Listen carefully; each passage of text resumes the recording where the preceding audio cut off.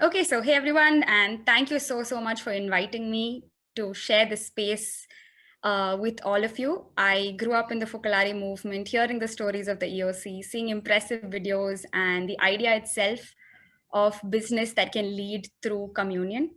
From visiting the Polo Lionello Bonfanti Entrepreneur Center in Italy, discovering the women-led client communities in Banco Cabayan in 2018, where Teresa had taken us, listening to Chiara, listening to Professor Bruni, listening to many things that Lawrence has told us in India here and in the Philippines, and many other entrepreneurs, was something that inspired me to keep exploring what the EOC was.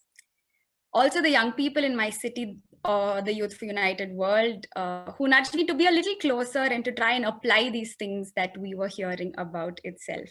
So while I listened to these different things from different people, I was often confused and I thought, oh, so EOC is the three-part profit sharing business model, or it's another cog in the circular economy framework, or is it social entrepreneurship?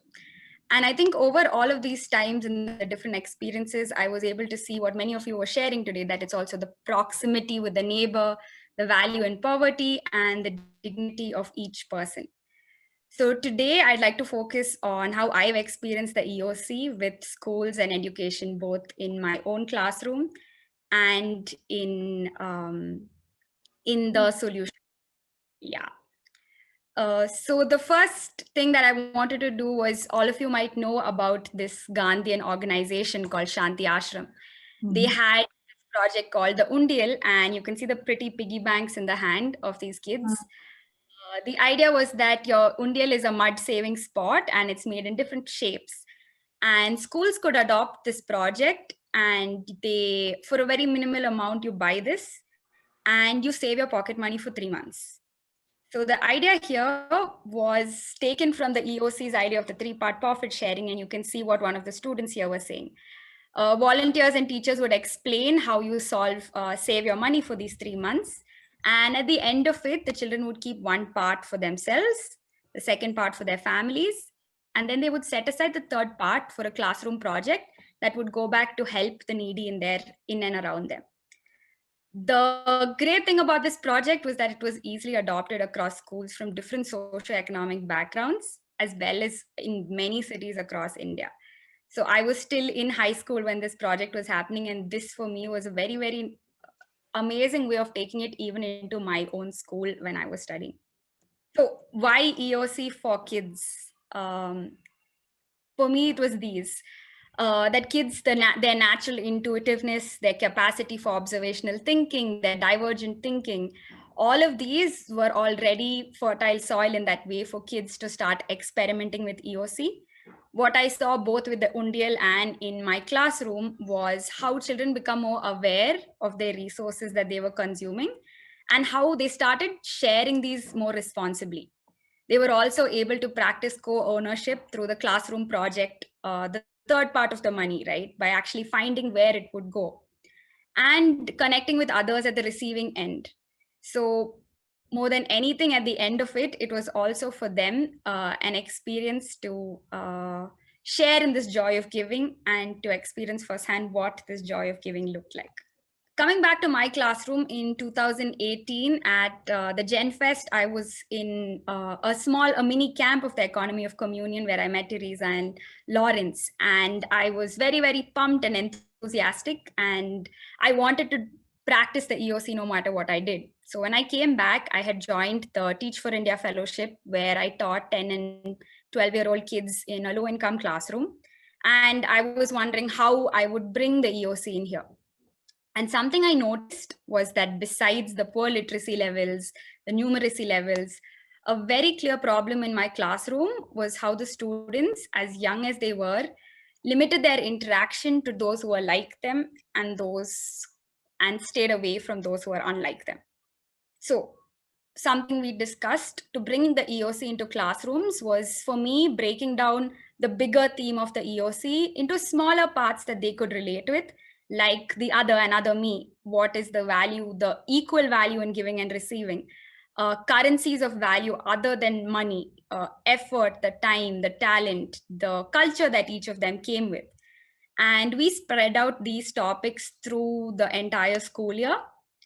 And each team would explore the topics and then would actually see how they could apply it. So what you can see here is how the kids went ahead to apply it. So we would have morning meetings where the team lead and the team would discuss what were the needs they had and what they could give to the classroom this week. We then have sharing circles where we would put these things into common. So maybe I knew a subject better and how I could share it. We started off the EOC within the classroom itself, where we'd have these posters that you will see in a bit with the different parts. The other thing that we also went ahead to do was to actually take a walk in the surroundings in the neighborhood where we lived, and then write down the needs and gifts that we saw in these neighborhoods. So I was going out of my zone to see where my classmate lived and what their experience was as well. So you can see a typical map that one of the teams had made. And so for me, this experience, so far was how I experimented it in my classroom. For me, the experience was going from an educator to a co-learner, and the experiences that reflected the EOC in the classroom itself for them. So some learnings for me from my students were come out alive in these three special moments that I can remember. One was where they decided as a classroom that the exhibition had to be for all and not just the students who could afford the materials to make an amazing project.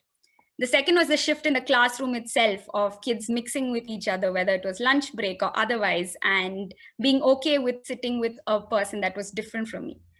And because I think we're running short of time, the last one where the kids went ahead to actually, I think Secret Santa is something we play everywhere.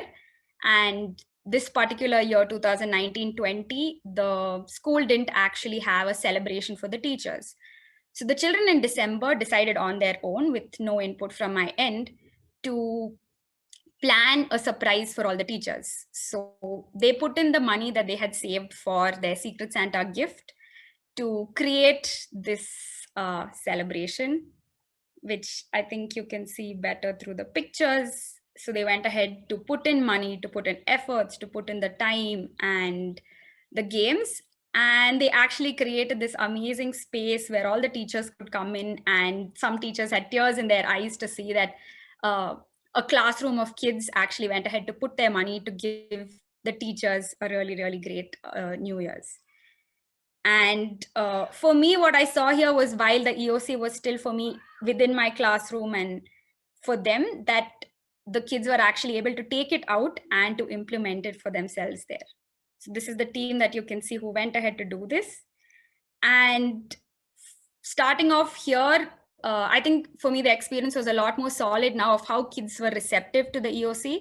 And while the how and the what and why was clear, the love that came, the dignity that they gave each other was really, for me, proof points of what was really, really possible, even in a classroom with EOC.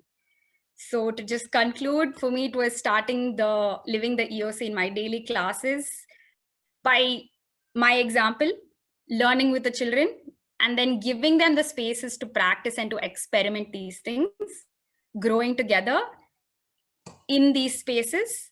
And after all of this is when, as a part of the economy of Francesco, I was able to see that a lot of things I learned from my kids was something that we were exploring here. And currently, I'm running an organization called Lead by Design, and we're trying to see how we would like to be a part of the economy of communion. But first and foremost, I think going back to the learning, that we can take EOC even to our classrooms and our kids, and that they're very, very naturally there to actually live and to learn from them. Thank you.